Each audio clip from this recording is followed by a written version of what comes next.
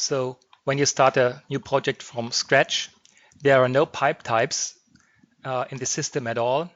And we should at least create pipe types before we begin the network construction.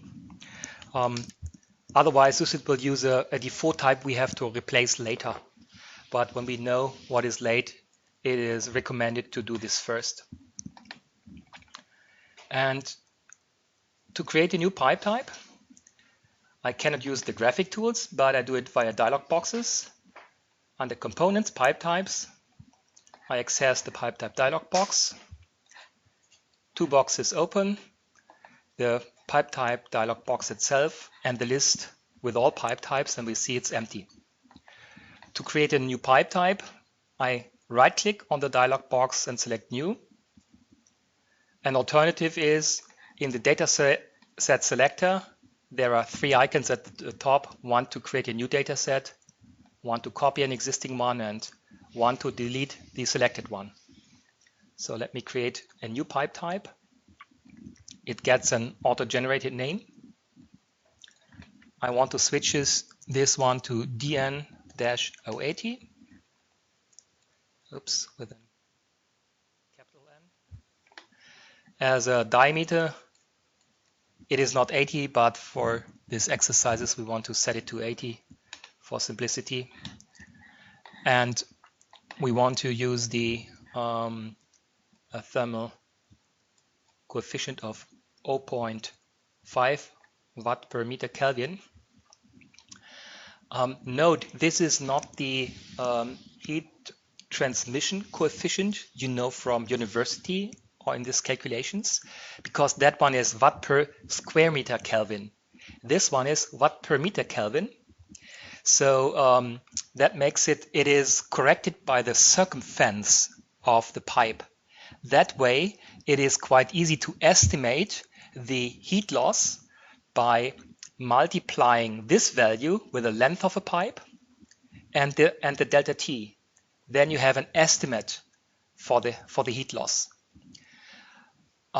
We compute internally more accurate with the exponential function. So when the temperature difference between the inner pipe and the surface, or between the surface and the environment, gets lower, then the heat loss is also lower. So it's not linear. We compute linear, non-linear. But knowing that this is corrected with the circumference, that is with the inner diameter, computed with the inner diameter, we internally get the value watt per square meter Kelvin by dividing this value with P times inner diameter. Wall roughness, want to set to 0.1 and pressure rating to 20 bars. Maybe back here to thermal coefficient again. In catalogs like ISO+, this value is called the U value. It has the exact same dimension, watt per meter Kelvin. In those vendor catalogs, you also find heat conductivities. They are also in watt per meter Kelvin.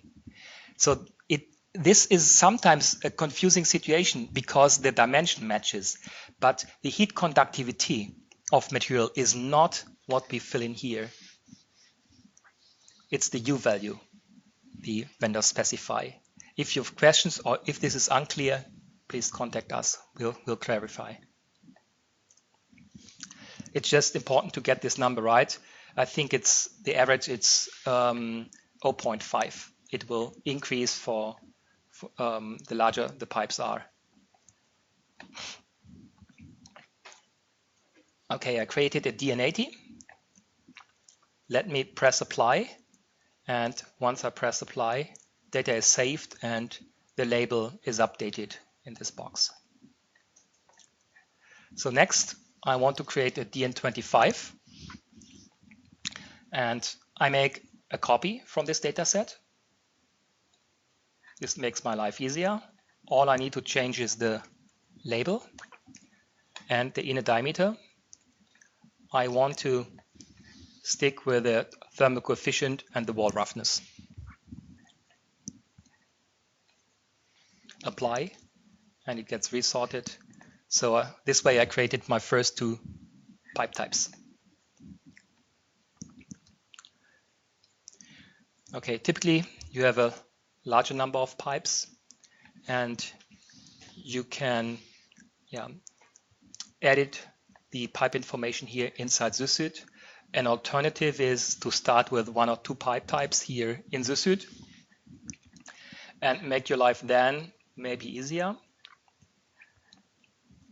Export the pipe type information to Microsoft Excel.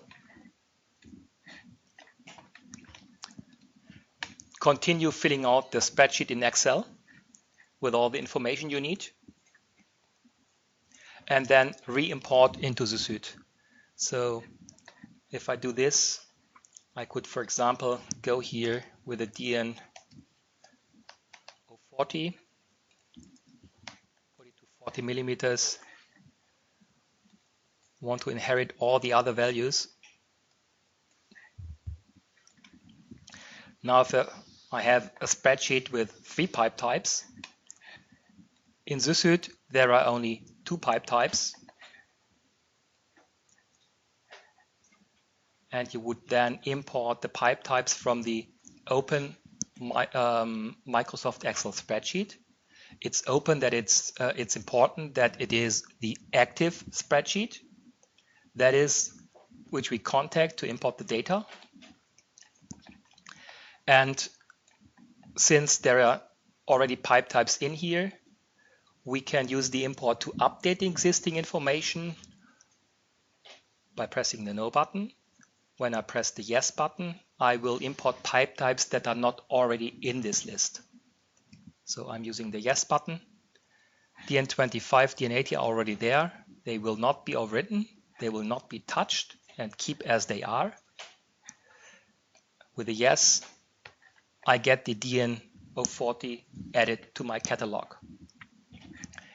The other option, the update run, is if I, for example, decide to switch here to DN16, to 16 bar pressure level. Go back to ZSUIT, import again, pipe types from Excel. Now I press the No button and have a look what happens to the pressure rating, because I switched or I changed on the spreadsheet to 16.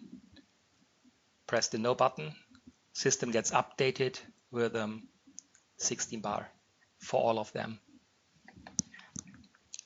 I mentioned the history for undo redo. So when you display the history, you even get this information here.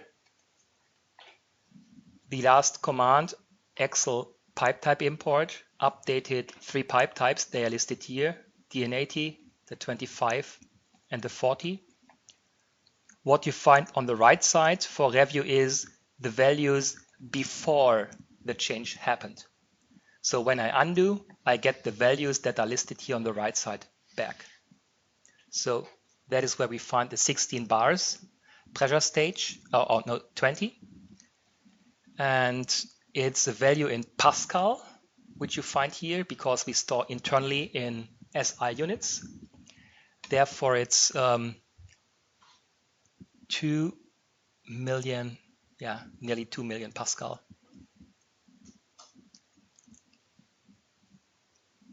.0 and then 10 by the power times 10 by the power of 6. Okay, I close this down. So now we are prepared to start with pipe construction or to edit more data like the like consumer groups.